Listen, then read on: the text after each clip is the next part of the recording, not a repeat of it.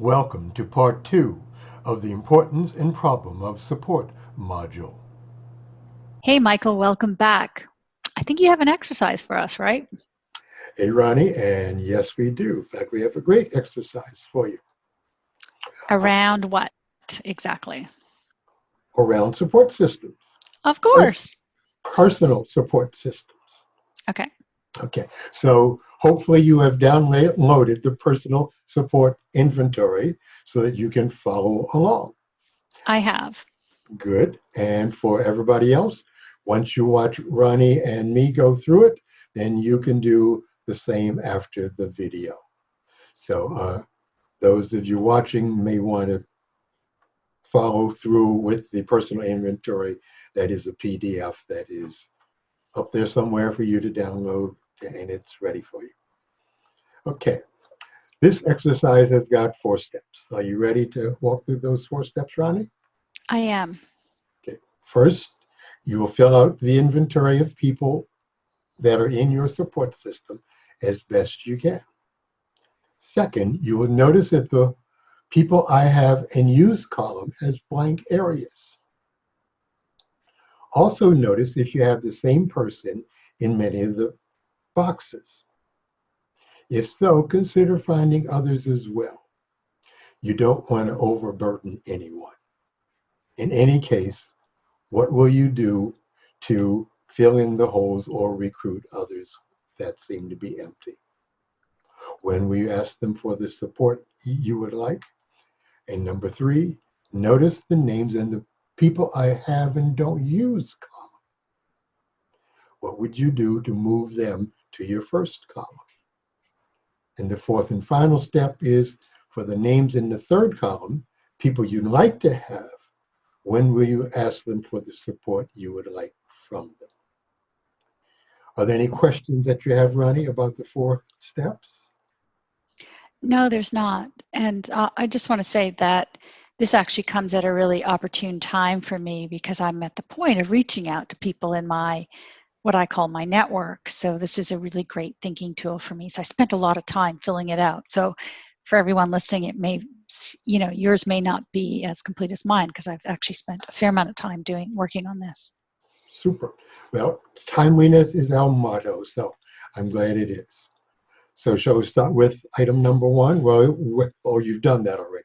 You just said that.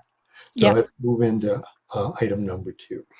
Well, maybe it's helpful if I share my screen and then people can see how I filled it out. Is that helpful? Sure, let's do it. All right. This is where technology is always interesting. Technology is our friend. All right. Just checking to see that you can see that.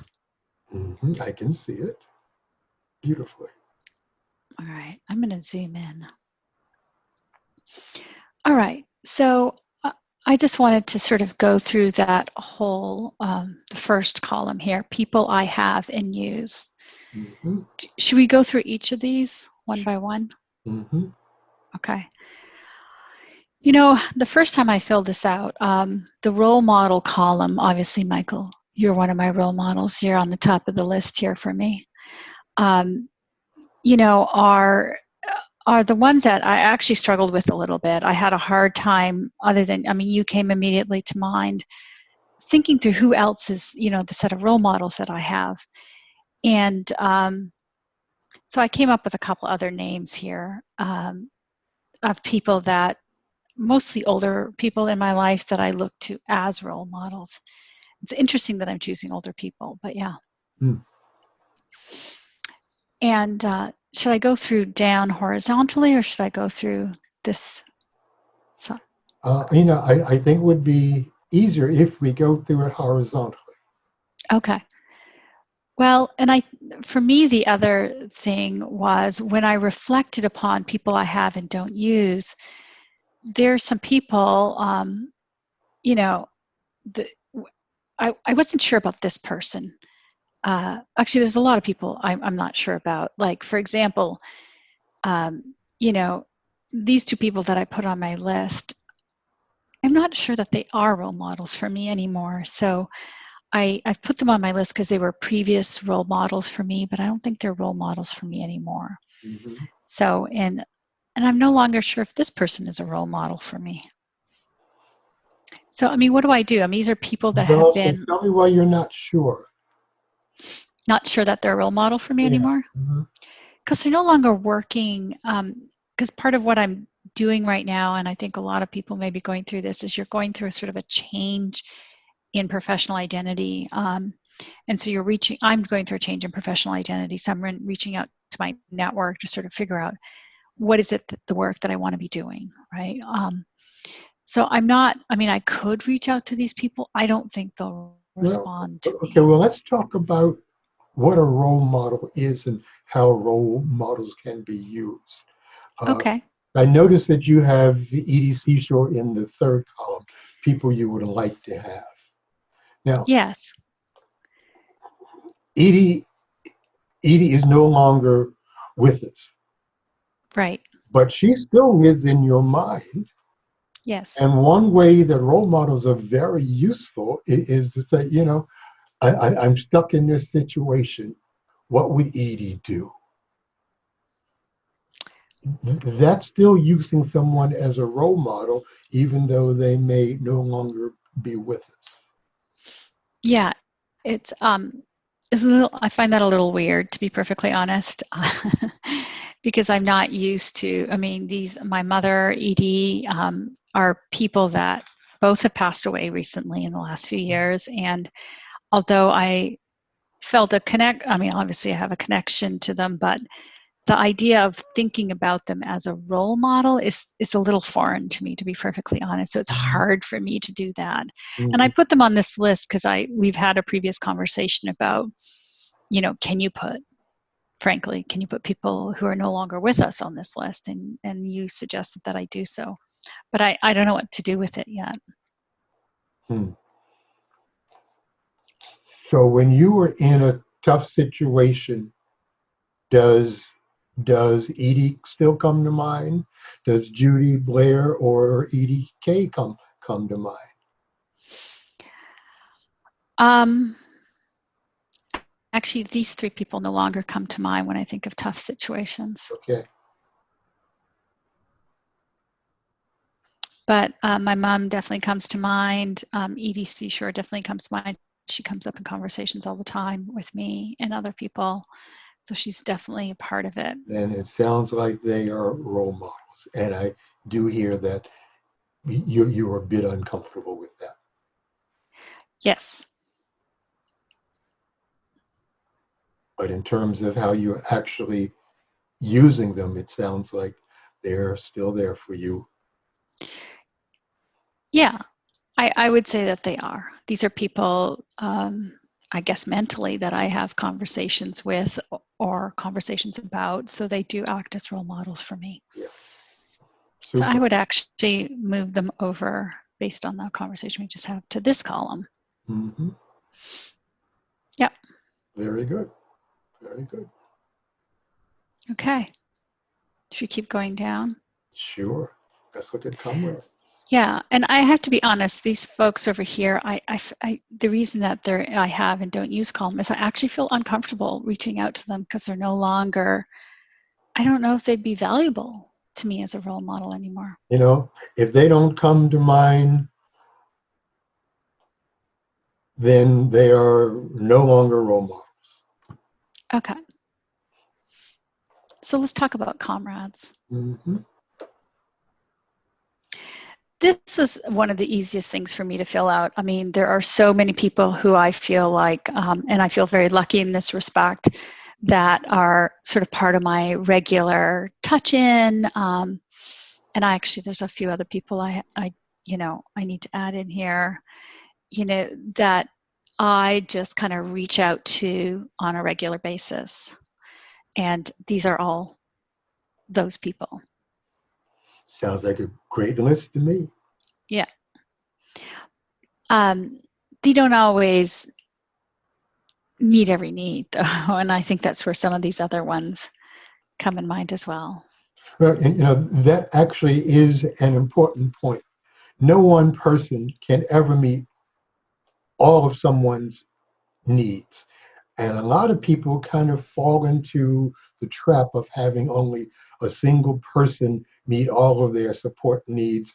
And that is very risky. So I think that you're in good shape so far here, that Mhm. you are spreading it around because, like I said, different people have got different talents. And you Right. don't want to overburden anyone.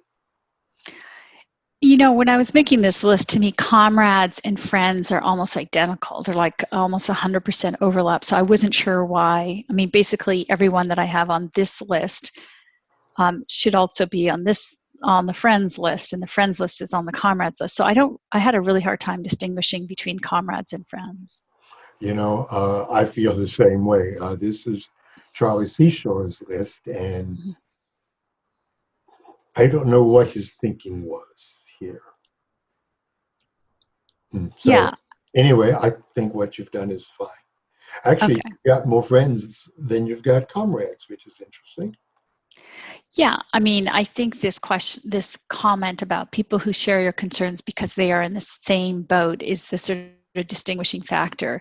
So Mhm, people who are currently where I'm at in terms of either, thinking about changing their professional identity, or there's a smaller set of people who are doing that, mhm. are developing their personal identity. There's a smaller set of people who are doing that, and there's a bigger set of people who are just friends who I just talk to in a casual basis, Okay. that I wouldn't necessarily share any changes that I'm making in my professional life right now.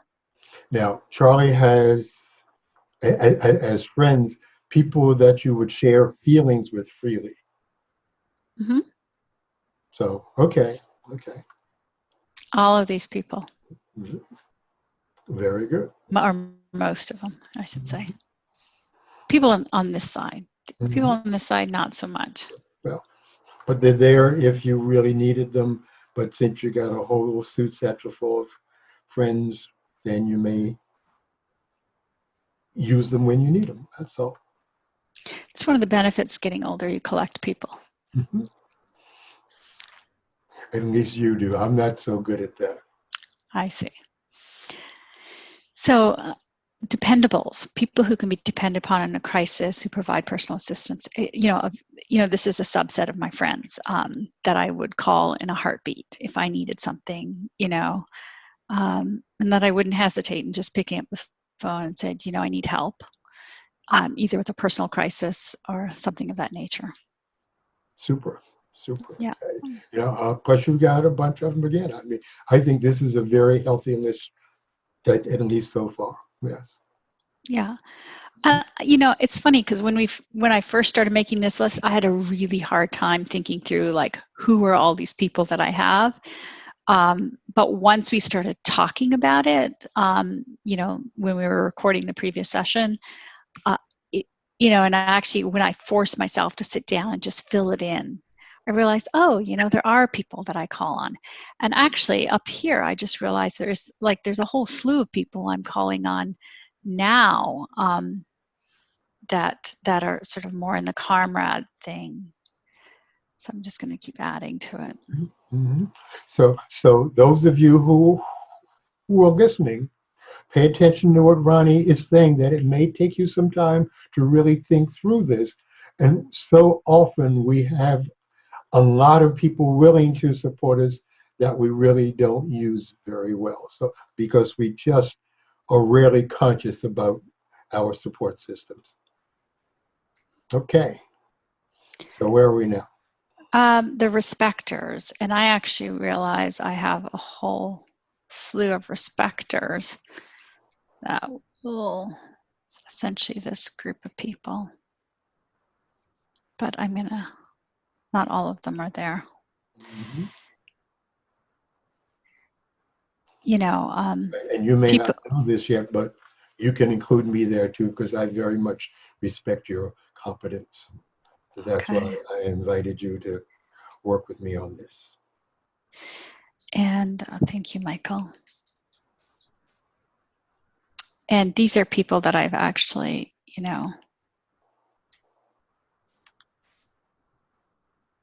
um, that I'm actually currently reaching out to. Super, super.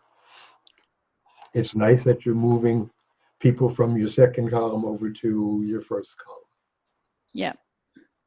Now, you were doing that from conscious thought, or is it just something that has just happened? What do you mean? I don't understand the difference. Did you consciously have the notion, I need to move Andrew W. and Kelly, I need to use them more often? Or is it just something that you did naturally? With those two that I just moved, Andrew and Kelly, I actually consciously reached out to them. Very good. And now on this list is a few other people that I recently added.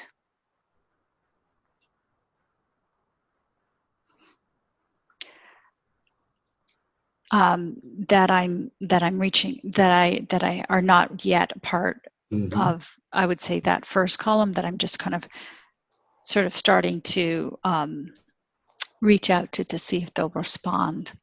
So they're kind of still in that, what did we call this column? That liked people I have and don't use. So they're still in that column. So part of it is, and I think what's hard is that, like, I don't know if these people are going to respond to me. Who knows? I haven't talked to them in a while. We only connect once every 6 months or every few years. I don't know if they're going to respond. Well, you will find out. I guess. And so if they don't respond, should I just remove them from the list, Michael? Might as well. Oh, okay. You're because gone. You really won't have them then. It's true. Yeah. It's true. And then someone who reached out to me is now actually a part of that list as well. All right. The nice thing about the respecter thing is there's just, there's been this recent conversation I've had with folks that has resulted in, I realize I actually have a lot more people that respect the work that I do than I first imagined. And so that was really, really nice to find out. So, as you're going through change, you always have this like pit of anxiety of like, what am I doing? What am I doing as a leader? What am I doing with myself, with my colleagues? Like, what is my work? That was really hard to sort of keep in mind that there are people that respect my work as I'm going through that, because that, change is always hard, when you're trying to move into a different position professionally or personally in your life. I think that many of us have those internal self-doubts that we never bother to express because we don't want anybody to know we've got self-doubts. And so we really never bother to inquire or look at who really are the people who actually respect my work, and how would I know? Yeah. And sometimes you just need to ask them. Yeah. The challengers, I feel like I really, on this list, I have a couple people, including yourself, who will challenge me. And I've included a few others in there. But I feel like they're, in terms of sort of, I don't feel like the challenger part is something I need. I feel like it's something I need more of, and I'm not quite sure how to get it. Well, something that I am noticing is that there are not many people from your friends and respecters list that are also in your challengers list. Yeah, that would be about right. Now, I know some of your people in your friends list and friends and comrades list, say like Celeste. You said Celeste, if you see me off target, please challenge me about that. She'd be more than happy to do that. She did. I mean, I bounced some ideas. I just had lunch with her yesterday. I bounced some ideas off of her, and she did challenge me on something. She said, I said, I feel like, because I think part of the challenge in this working world is we all work super hard and we're super busy all the time. And if you want something different, if you want something off script in this world, how do you get it? And she challenged me when I said, well, I feel like I need to be either inside doing this 100% or I was just like having this real tug of war. And she said, well, part of the reason you're having this tug of war, she challenged me on my whole idea of what work is and the fact that we have to fit into someone else's idea and model of work, which is a privilege to be able to choose, I suppose. But yeah. So does she belong in your challenges list then? I just put her down. Very good. Now, I can imagine that sometimes friends and comrades are not people that you want them to challenge you because you don't think that they have the smarts to do it.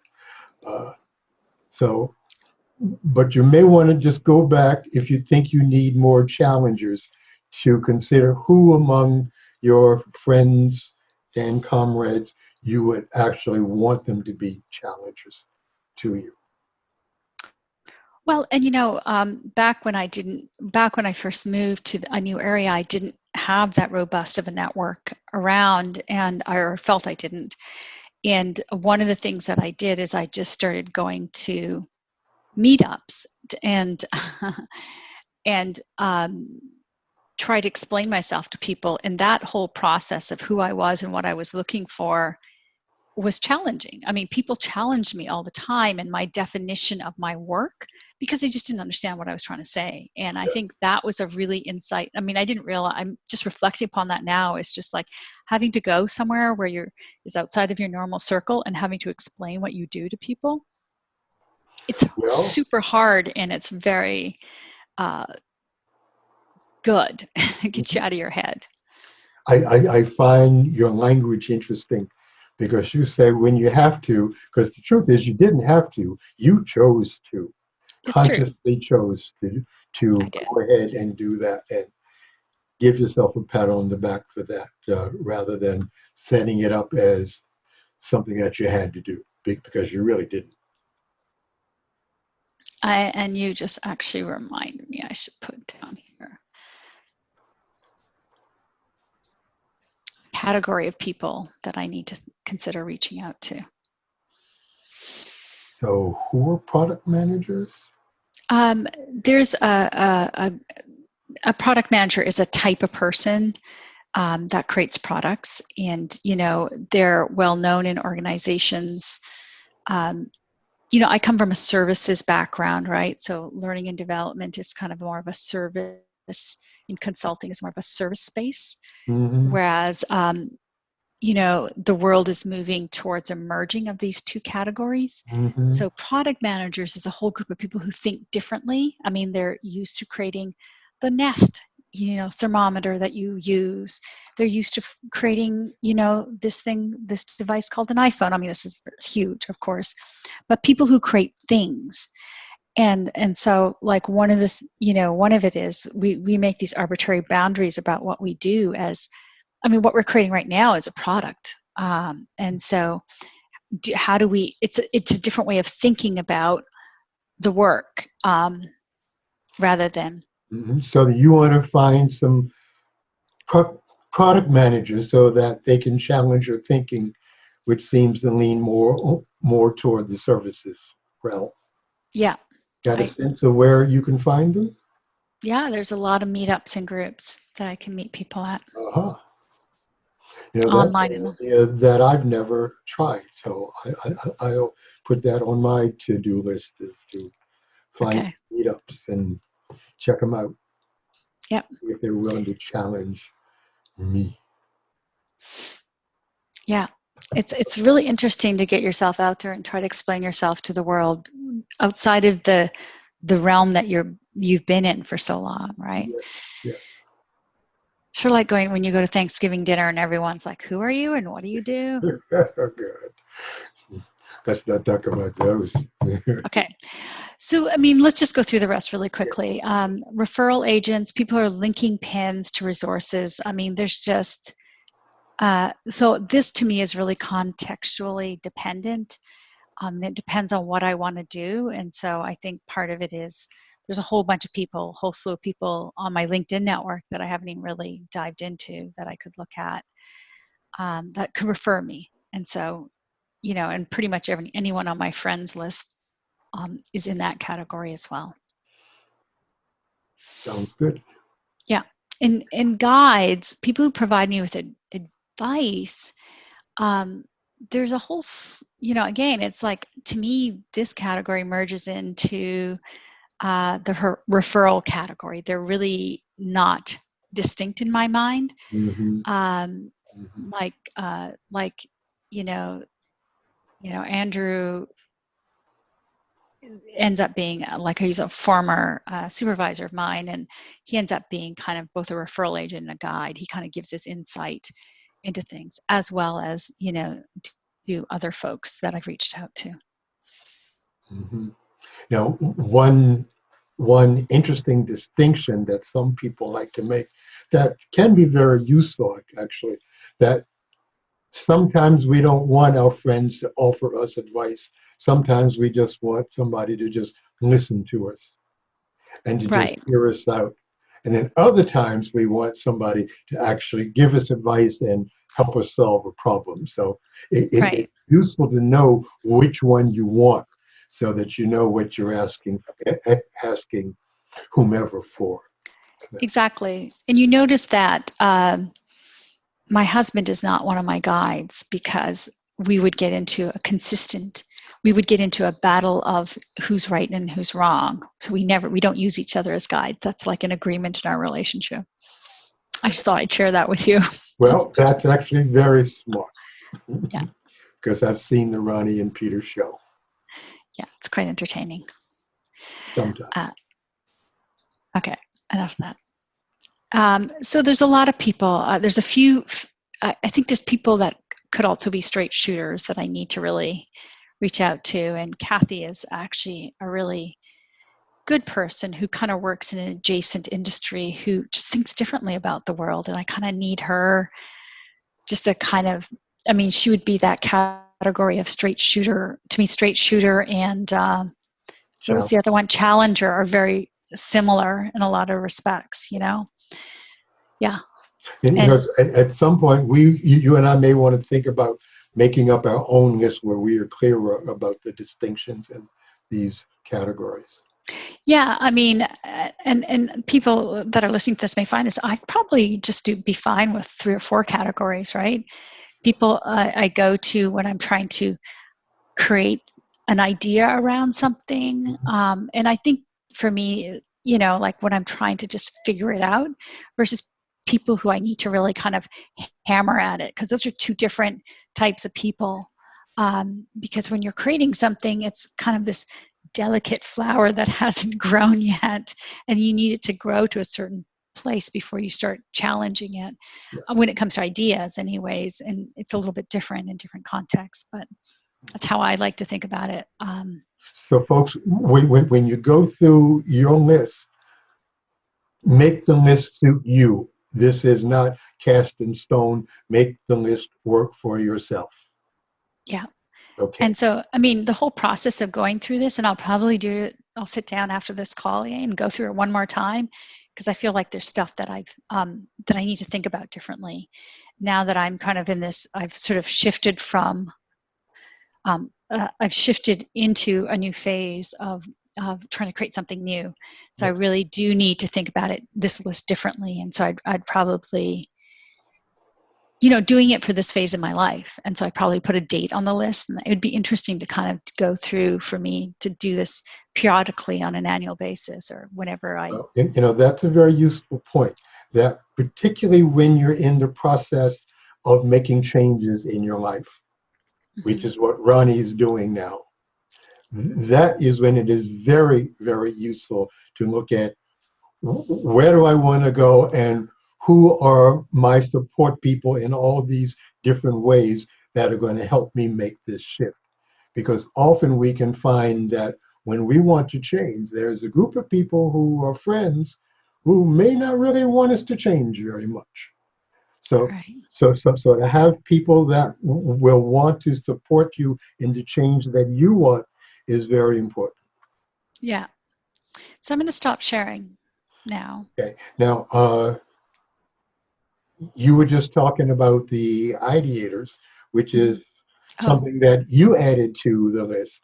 And so again, folks, add to the list, subtract to the list, make the list work for you. yeah, and I'm just going to say a little bit about that.